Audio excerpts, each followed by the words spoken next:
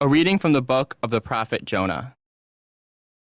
This is the word of the Lord that came to Jonah, son of Amittai.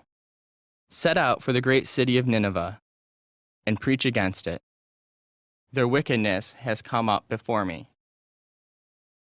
But Jonah made ready to flee to Tarshish away from the Lord. He went down to Joppa, found a ship going to Tarshish, paid the fare, and went aboard to journey with them to Tarshish, away from the Lord. The Lord, however, hurled a violent wind upon the sea, and in the furious tempest that arose, the ship was on the point of breaking up. Then the mariners became frightened, and each one cried to his God. To lighten the ship for themselves, they threw its cargo into the sea.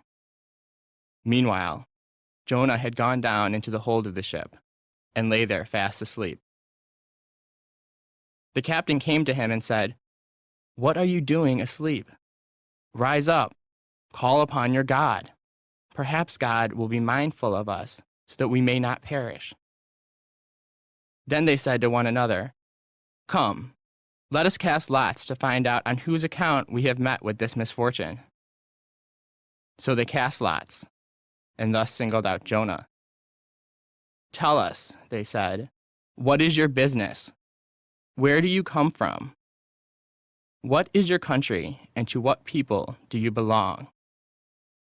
Jonah answered them, "I am a Hebrew. I worship the Lord, the God of heaven, who made the sea and the dry land." Now the men were seized with great fear, and said to him, "How could you do such a thing?" They knew that he was fleeing from the Lord because he had told them. They asked, "What shall we do with you, that the sea may quiet down for us?"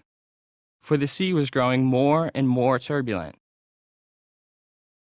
Jonah said to them, "Pick me up and throw me into the sea, that it may quiet down for you, since I know it is because of me that this violent storm has come upon you." Still the men rowed hard to regain the land, but they could not, for the sea grew ever more turbulent. Then they cried out to the Lord, "We beseech you, O Lord, let us not perish for taking this man's life. Do not charge us with shedding innocent blood, for you, Lord, have done as you saw fit." Then they took Jonah and threw him into the sea, and the seas raging abated. Struck with great fear of the Lord, the men offered sacrifice and made vows to him. But the Lord sent a large fish that swallowed Jonah. And Jonah remained in the belly of the fish 3 days and 3 nights. From the belly of the fish Jonah prayed to the Lord his God. Then the Lord commanded the fish to spew Jonah upon the shore.